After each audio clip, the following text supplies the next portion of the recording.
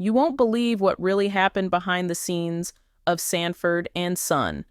For years, fans were left confused, even heartbroken, over Red Fox's sudden departure from one of the most loved sitcoms of the 70s. But here is the shocking part. What seemed like a simple career move was actually the result of deep struggles, hidden battles, and explosive conflicts that almost nobody knew about. Let me tell you how destiny took an unexpected turn, not just for Red Fox, but for the entire show. At the height of its fame, Sanford and Son wasn't just a TV show, it was a cultural storm. Fred Sanford, played by Red Fox, had become a household name. His sharp jokes, wild expressions, and perfect timing made him the soul of the show. People gathered around their TVs every Friday night just to watch Fred and Lamont's funny arguments and lovable bond. But behind all that laughter, there was growing tension. Red Fox, despite being the lead star, felt he was not being paid fairly. He started with $6,000 per episode, which was good, but not enough for someone carrying the entire show. He believed he deserved more. This is where it gets interesting. Fox pushed hard for a raise. The network finally gave him $25,000 per episode, an amount that made headlines. With that money, he bought 3 homes, 2 luxury cars, and even opened a beauty salon. But money wasn't the only issue. What makes this story different? Red wanted respect. He wanted ownership of the show, a 25% share of the profits. But the producers didn't agree. They offered him a piece of the producer's share, but told him it would take 5 years to see any real profit. That felt like a slap in the face. Red wasn't just any actor. He had spent nearly 40 years in comedy. He had earned his place, yet they treated him like a beginner. Now, the craziest part, when things got too heated, Fox just stopped showing up on set. That's right. At the beginning of a brand new season, the cameras were ready, the scripts were written, but no sign of Red. The production team went into panic. This wasn't just a delay, it was war.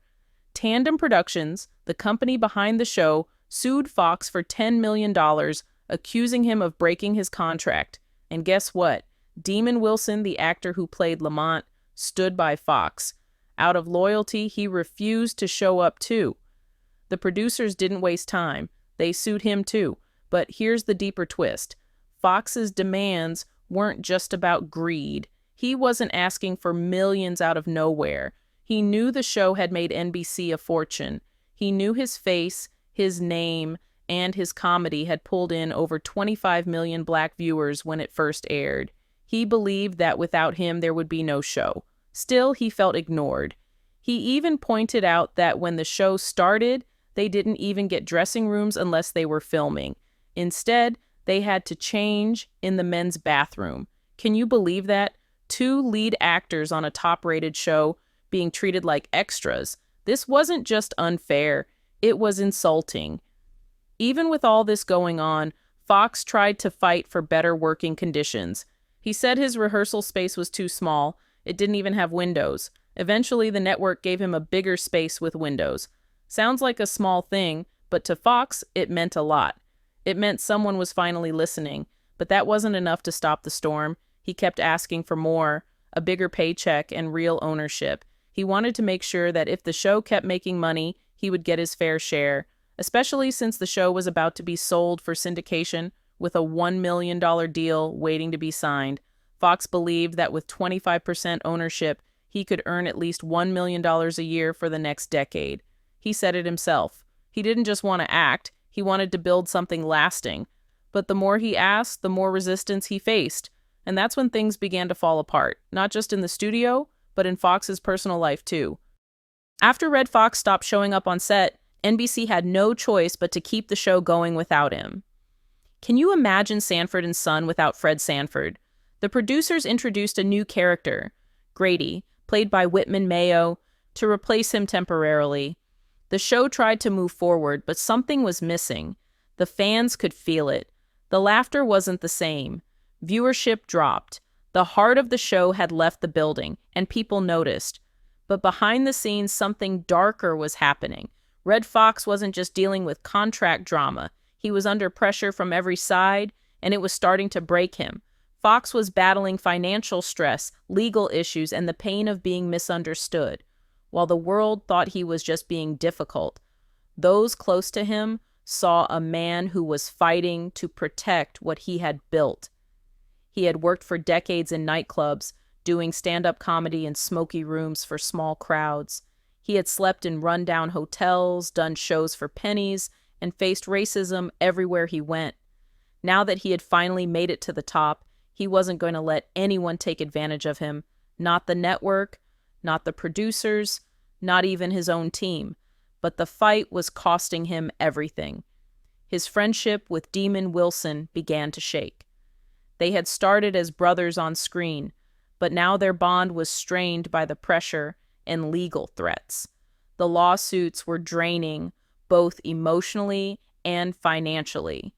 Tandem Productions didn't back down. They went hard after Fox, not just to get their money, but to set an example. This wasn't just about one actor walking out. It was about power. They wanted to show that no matter how big a star was, no one was bigger than the system. Fox was stuck. He couldn't return to the show without giving up everything he was fighting for. And he couldn't move forward without dealing with the lawsuits. He was trapped in a storm he never expected, and there was no easy way out. To make things worse, his personal life was falling apart too. Red had just gone through a painful divorce. He had spent a lot of money trying to keep his marriage alive, and now it was all gone. The homes, the salon, the expensive cars, they were all reminders of a life that was crumbling. People began whispering that maybe Red Fox wasn't the superstar they thought he was. Some said he was arrogant. Others said he was crazy. But very few understood what he was really going through. He had worked hard to be respected, but now he was being treated like a problem, like someone who was too difficult to deal with. But Red wasn't someone who gave up easily. He started working on new projects behind the scenes. He wanted to prove that he could survive without Sanford and Son. He made guest appearances, looked at movie roles, and even started planning a comeback. Still, the shadow of the show followed him everywhere. No matter what he did, people kept asking, "Why did you leave? Why would you walk away from the biggest show of your life?" And Red, for the most part, stayed silent. Maybe because the truth was too messy. Maybe because saying it out loud would only make things worse. Meanwhile, NBC was in chaos. They didn't know whether to bring Red back or shut the show down. The fans were upset, and advertisers were starting to pull back. Ratings were dropping, and the pressure was building. They knew the show wasn't the same without Fred Sanford. Deep down, they also knew Red had a point. He was the show, but admitting that would mean giving him the power he always wanted, and they weren't ready to do that. Just when it seemed like Red Fox had been pushed out for good, something unexpected happened. The network started feeling the real weight of losing him. The replacements weren't working.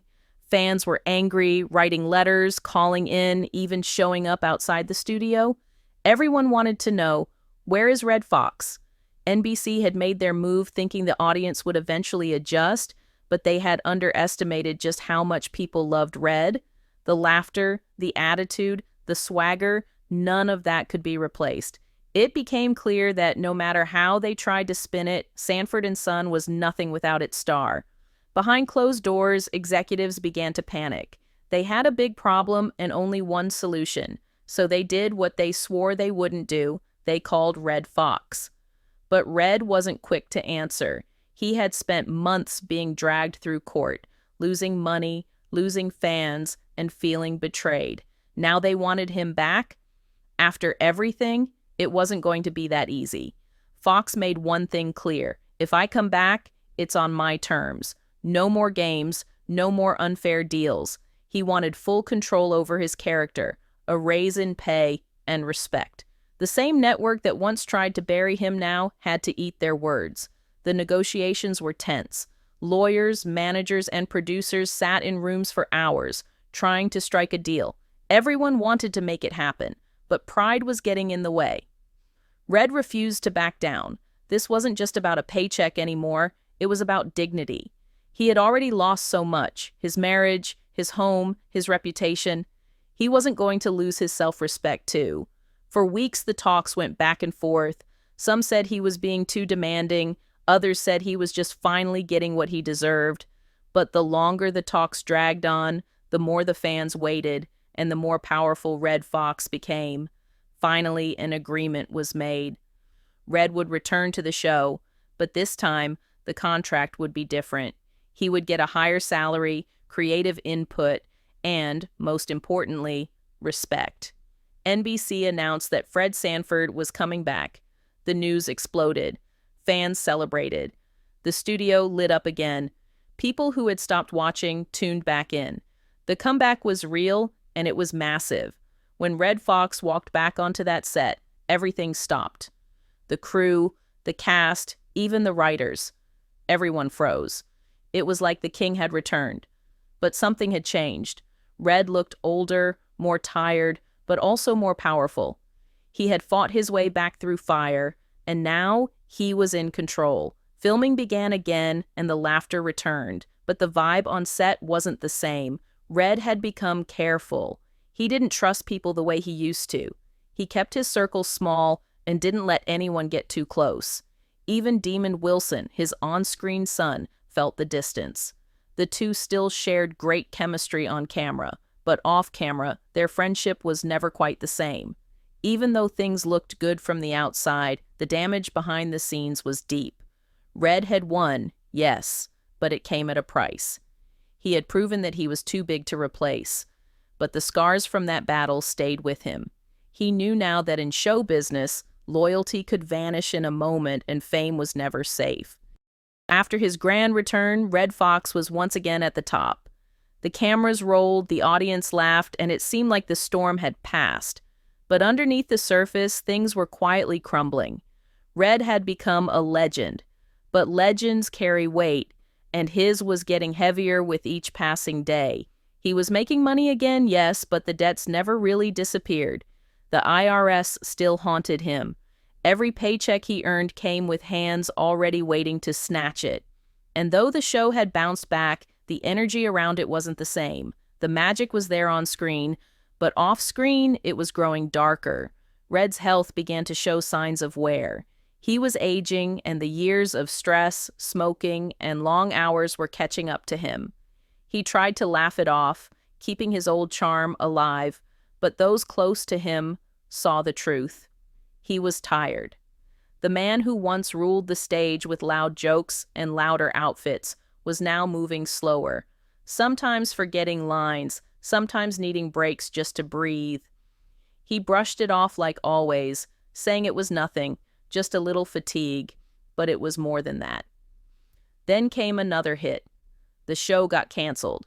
It was sudden, and the reasons were layered. Money issues, ratings, backstage conflicts.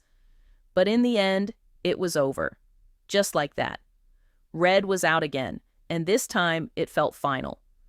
Hollywood had taken him for a ride, and now it was closing the door behind him.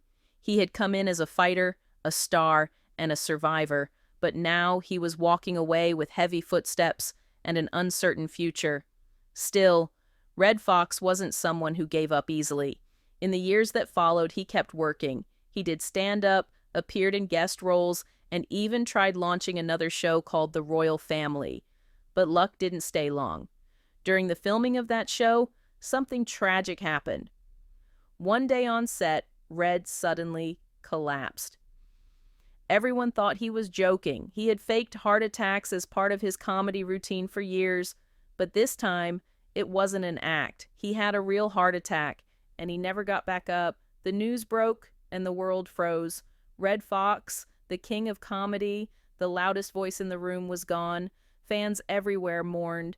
They played old clips, laughed through their tears, and remembered a man who had given them joy through their darkest days. But behind the laughter was a story most people didn't know. A story of betrayal, battles, comebacks, and pain. Redd Foxx wasn't just a comedian. He was a fighter, a man who refused to be controlled, even when the system tried to crush him. He stood tall, spoke loud, and lived fast. And though the world tried to erase him more than once, he always found a way to return.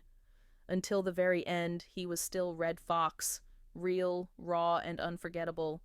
And that's the truth behind the laughter, not just jokes, not just TV, but a man who gave everything and paid the price for it.